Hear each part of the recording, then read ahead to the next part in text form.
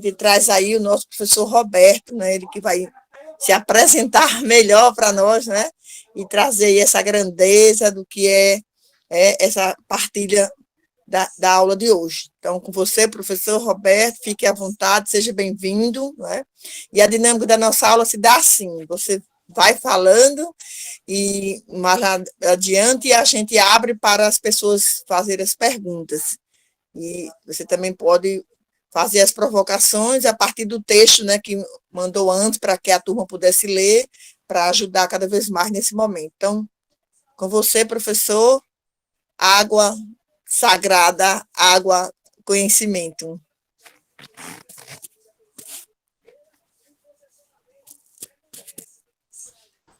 Boa noite, gente. Vocês me ouvem? Sim. Isso. Eu estou hoje aqui em Salvador, aqui num encontro de formação da Pastoral da Terra, da Bahia e do Sergipe.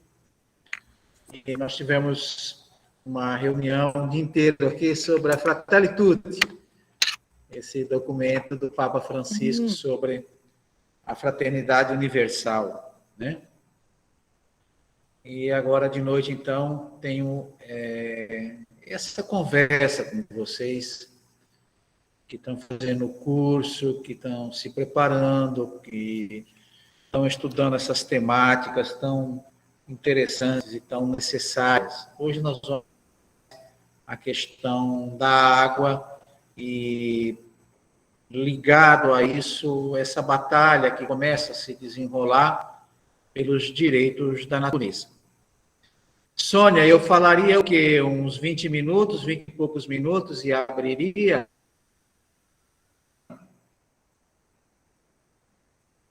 Aqui na nossa aula, a gente fica mais ou menos até as 21.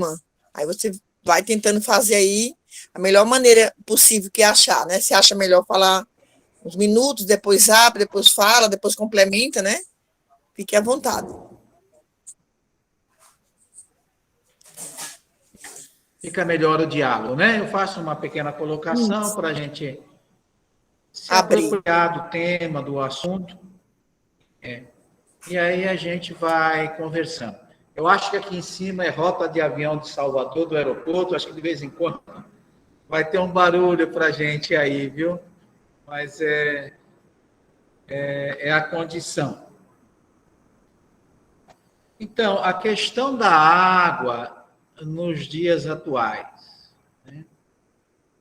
Eu queria lembrar uma frase, um parágrafo, um raciocínio do Papa Francisco na Laudato Si. Ele diz assim, ó, não tem duas crises separadas, uma crise da água, a outra crise ambiental, outra crise da biodiversidade, ou a crise social. Não, é tudo uma crise só. A chamada crise da água faz parte da crise que a gente chama de esse modelo de civilização, ele vai atacando a natureza, ele não sabe conviver com a natureza, e ele compromete a natureza, inclusive compromete o mundo das águas, né? As águas que a gente tem, as águas que a gente vive, que a gente trabalha, que a gente usa, que tem importância para a gente pelos usos e pelos valores. Então, a crise da água faz parte de uma crise de civilização. Assim como, ao atacar a floresta, você destrói o habitat dos animais, assim como você libera os vírus que estão lá, você libera os animais que estão lá, você quebra a cadeia alimentar dos animais que estão lá, você influencia no aquecimento global, você influencia também no próprio ciclo das águas. Então, o primeiro pontinho que vocês queiram anotar sobre os desafios atuais da água é esse. No Brasil, nós estamos modificando, sem saber onde é que vai dar, chamado ciclo das águas. É a intervenção humana que está provocando essas mudanças profundas no que a gente chama ciclo das águas. O pessoal aí lembra, na escola, até no primário já tinha isso. No ensino médio, né? quando a gente estudava lá atrás, e sobretudo quem se aprofunda depois desse tipo de temática, que o ciclo das águas começa nos oceanos. O calor do sol bate nos oceanos, e com o calor a água evapora, né? E a água que era salgada vem doce, vem só H2O mesmo, sobe em forma de nuvem, os ventos batem nessas nuvens e empurram essas nuvens para os continentes.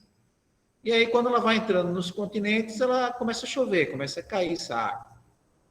E aí, essa água cai e depois, então, ela cai sobre as superfícies, ela alimenta os rios, alimenta os lagos, alimenta o lençol freático aqui debaixo da terra, e vai, sobretudo, para os rios. Se os rios vão para o mar, ela retorna para o mar. Assim é o ciclo das águas, né? Esse ciclo contínuo. Mas, nos últimos tempos, os cientistas que pesquisam a Amazônia descobriram que grande parte, a grande maioria das nossas águas que vêm sobre o continente sul-americano e, sobretudo, sobre o Brasil, mas chegam também à Argentina, ao Uruguai, ao Paraguai, lá no sul.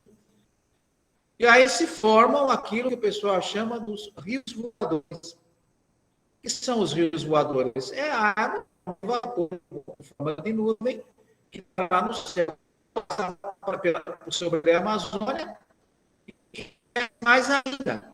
E aí os ventos empurram e dizem os cientistas, esses rios voadores vão na direção dos Andes.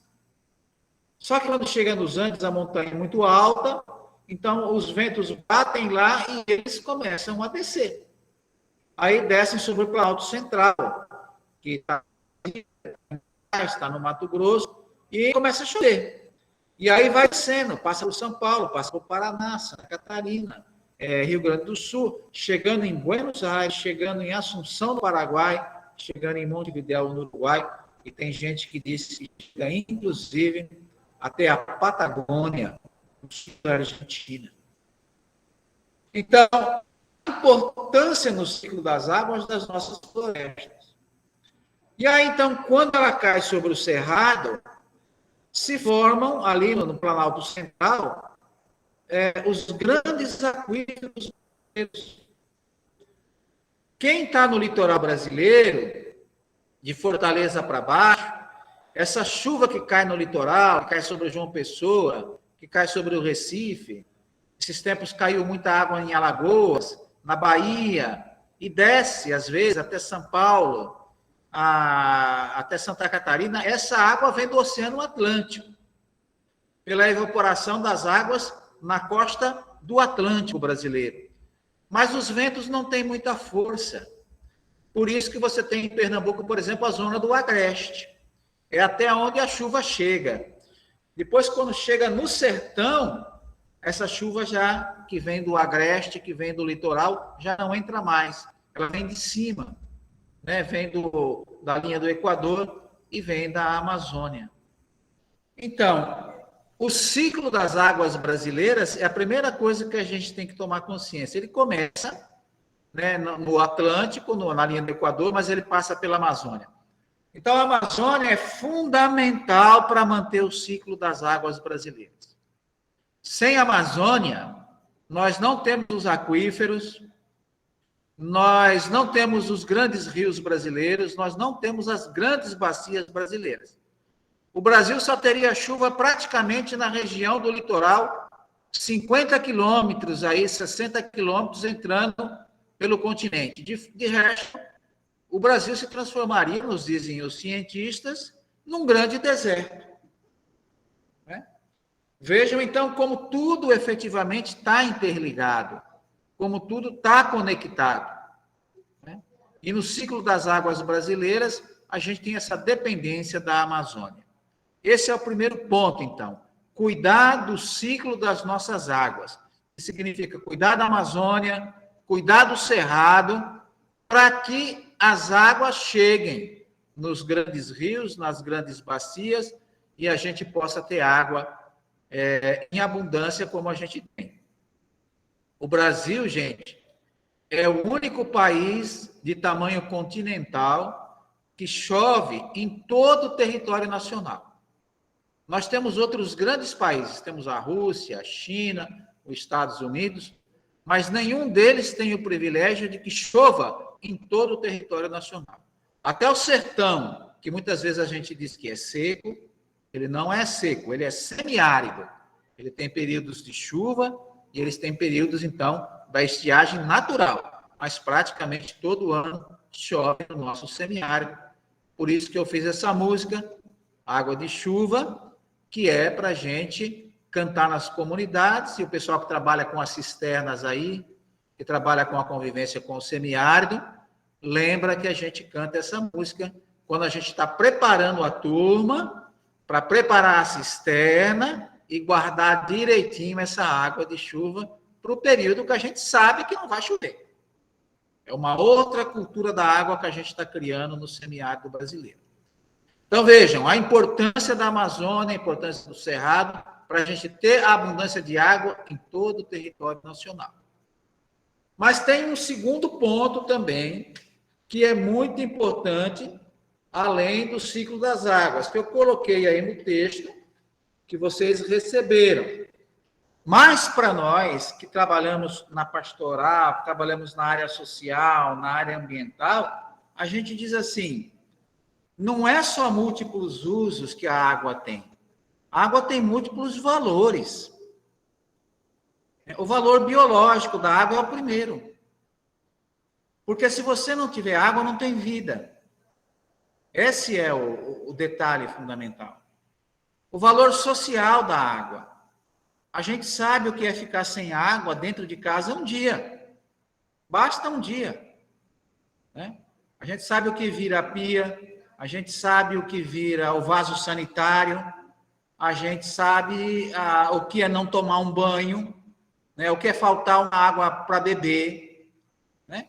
Então, tem o valor biológico, tem o valor social, tem o valor ambiental. Quem já foi em Brasília, naqueles dias secos, sabe que se não tiver umidade no ar, o lábio da gente racha, o nariz sangra, tem gente que fica tonto, fica zonzo. Você tem que ter umidade no ar para você poder viver. Então, o valor ambiental da água.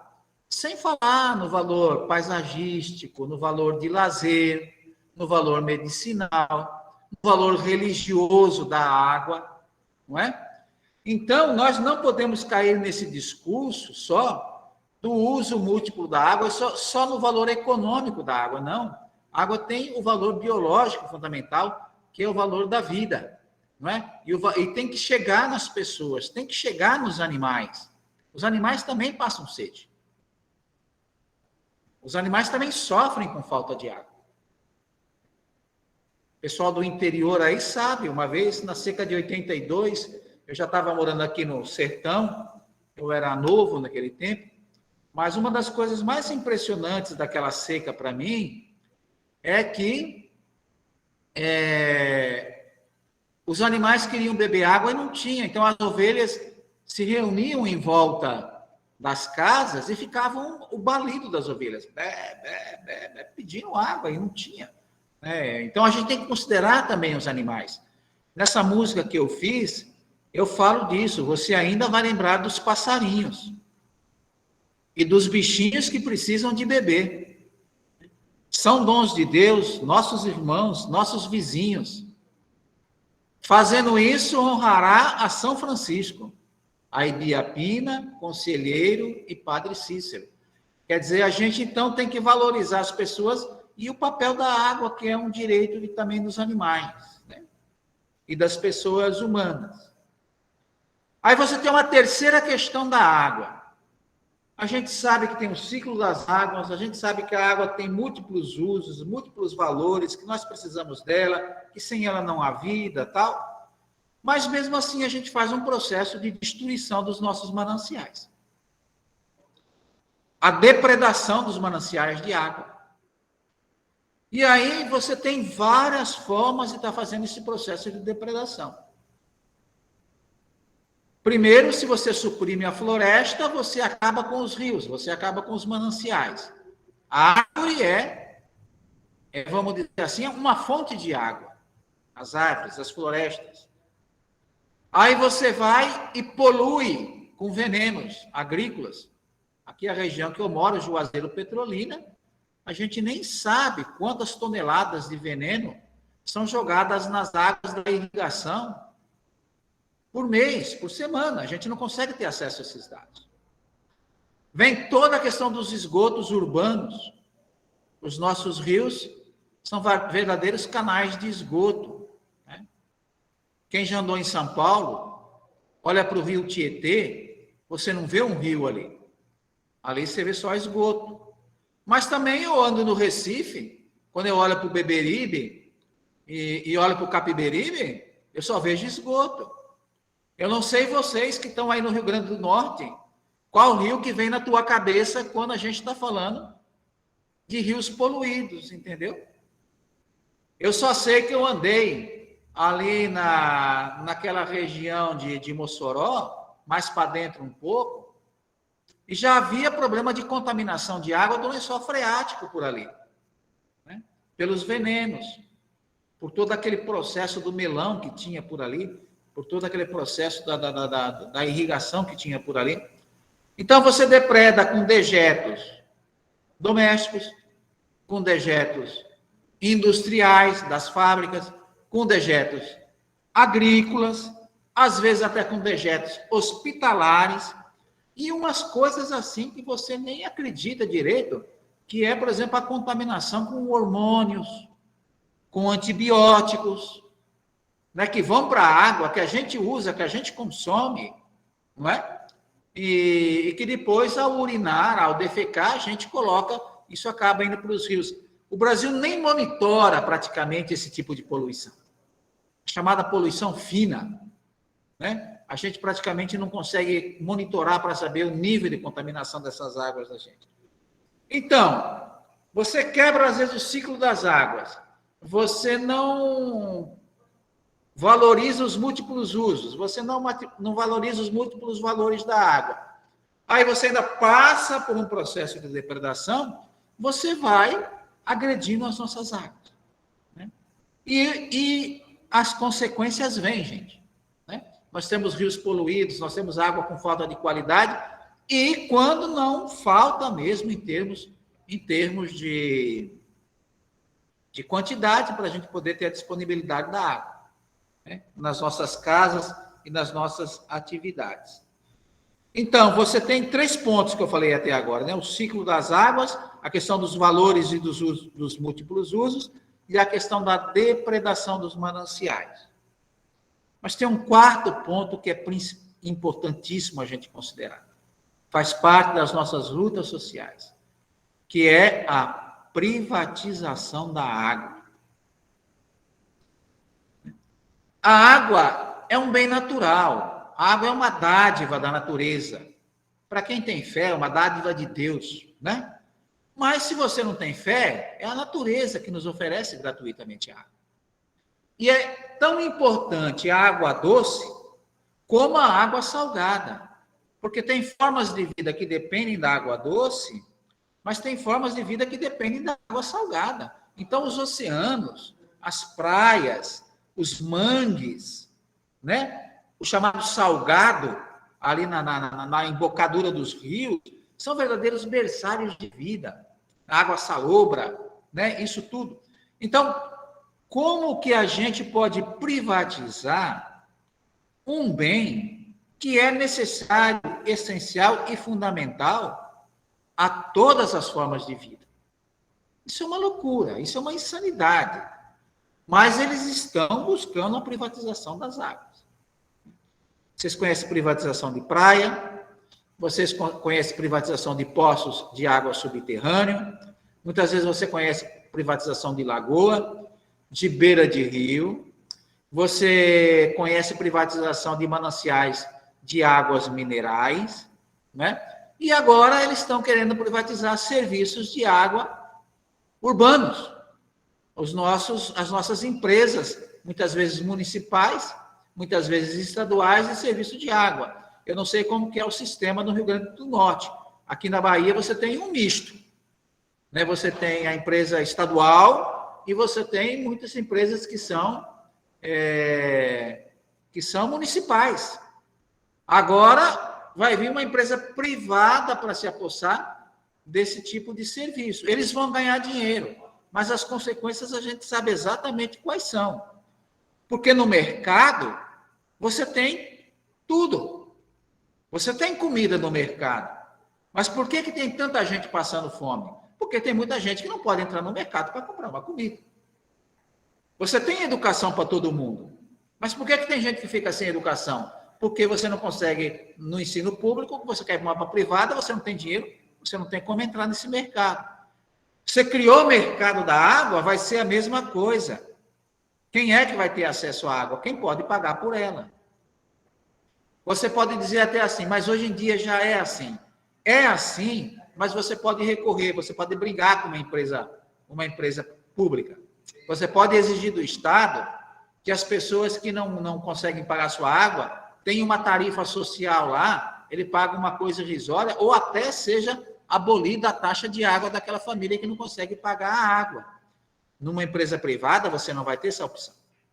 Né? E eles vão jogar para cima o valor da água. Aonde foi privatizado, em todos os lugares que foi privatizado, o preço da água subiu, mais do que já é caro. E para nós que estamos no Nordeste, esse é o grande objetivo, por exemplo, da transposição das águas do Rio São Francisco.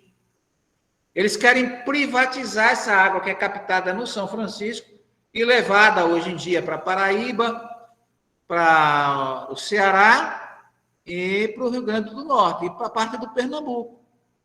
Né? Então, essa água, quando chegasse aí no estado, me parece que ela já chega também no Rio Grande do Norte, uma empresa privada compra essa água e depois ela vende essa água. Como um negócio qualquer, uma mercadoria qualquer. Então, esse é o propósito de você criar esses mercados de água.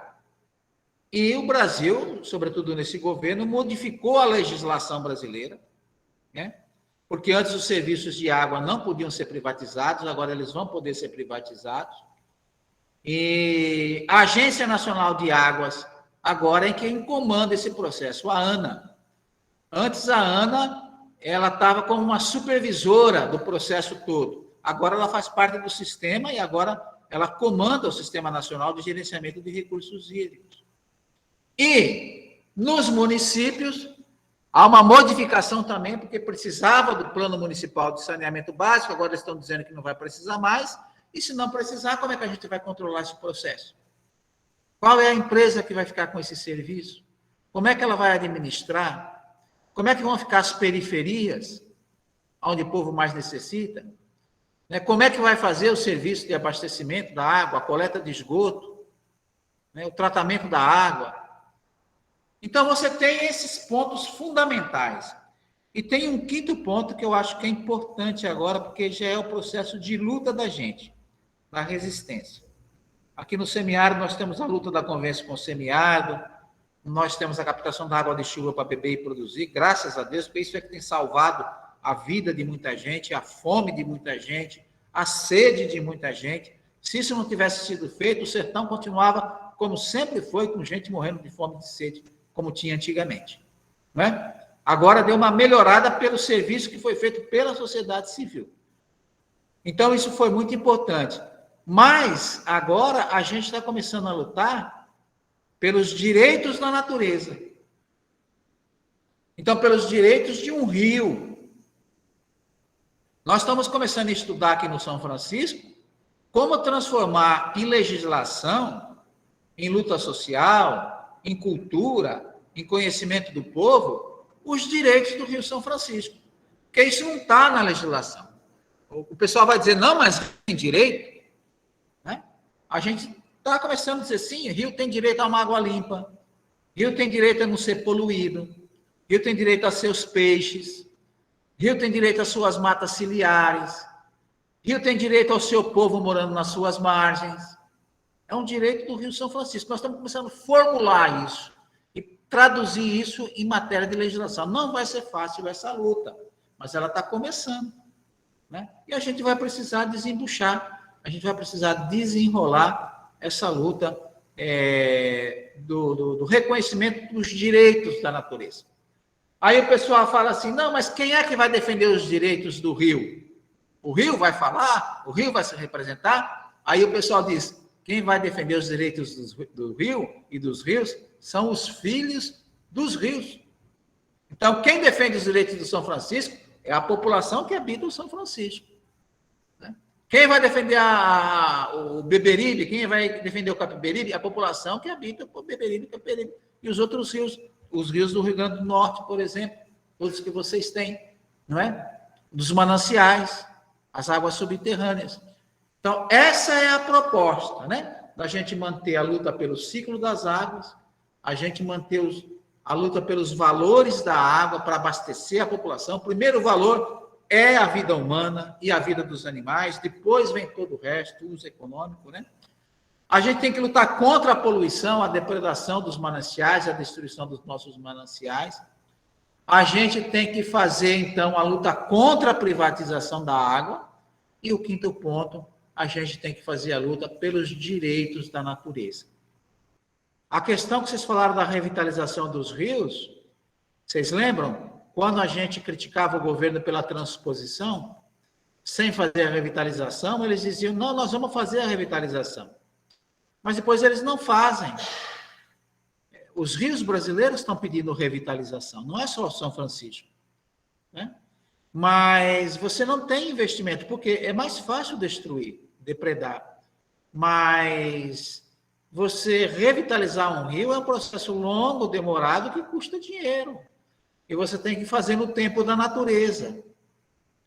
Muitas vezes são décadas para você recuperar um rio. Se tiver uma política consistente. É possível? É. Na Europa, se recuperou muitos rios. Aquele rio que corta Paris mesmo, o rio Sena, ele é um rio revitalizado. O que corta Londres, acho que esqueci o nome dele, mas acho que é o Tamisa, é um rio revitalizado. Não é? Voltam os peixes, a água fica clara, a água fica limpa, mas isso demanda cuidado.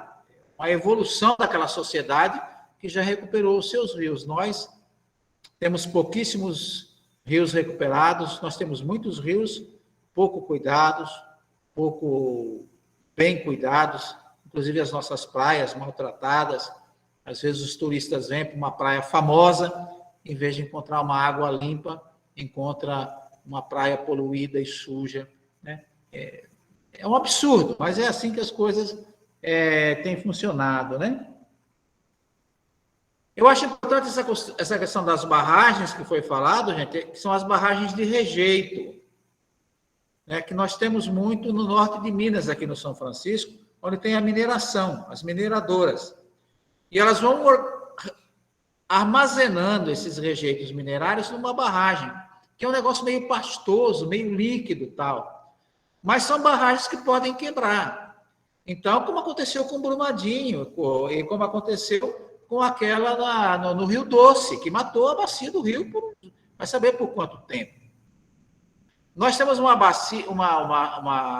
barragem de rejeitos em Congonhas do Campo, Minas Gerais, e os técnicos dizem que era uma barragem de rejeito de ouro minerado.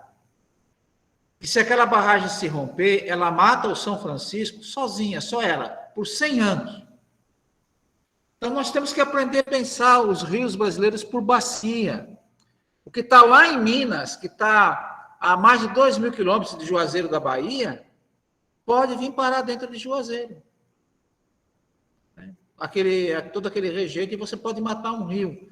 Nós não temos o costume, o Brasil não tem essa cultura. Agora que nós estamos começando a construir uma cultura da água, mas o medo é que a gente destrua tudo antes que essa cultura chegue, não é? E eu acho que quem mais evoluiu na cultura da água foi o Nordeste, a partir da captação da água de chuva. Outros lugares, de vez em quando, vêm as TVs aí, o pessoal fazendo isso nas cidades agora, para usar na horta, para usar no... comprando cisterna pronta, tudo bem, mas estão evoluindo nessa inteligência de guardar a água da chuva para outros fins, mesmo que não seja para beber. E é interessante esse ponto das imobiliárias, porque não é só o agronegócio, não são só as empresas. As imobiliárias, elas querem fazer construções nos pontos mais bonitos. Então, elas invadem as beiras dos rios, elas invadem as praias, elas invadem os morros, elas invadem os pontos turísticos. Muitas vezes se modifica o plano diretor de uma cidade para você fazer um belo hotel, uma bela pousada, em lugar que deveria ser uma área de preservação ambiental. Então, as imobiliárias, elas têm um papel decisivo nessa depredação dos nossos mananciais. É um negócio bem interessante que precisa ser bem lembrado sempre, né? O Rio Grande do Norte tem um excelente aquífero, que é o Jandaíra, que tem muita água, né? E água boa. Mas, se você usar a água do Jandaíra para irrigar milão, ou para você fazer serviços eólicas, você pode usar que a água que abastece o aquífero é água de chuva. E se a água que você tira do aquífero é mais que a água da chuva que entra, é como uma caixa d'água. Você tirou mais do que entrou, ele vai acabar secando, né? É esse raciocínio que nós não temos ainda, né? A nossa cultura não tem, e os nossos políticos têm menos ainda, os nossos prefeitos, os nossos deputados, os nossos governantes, embora vocês estejam com uma excelente governadora. Talvez se possa conversar, ver que pé que está o trato das águas, os planos de água do estado do Rio Grande do Norte.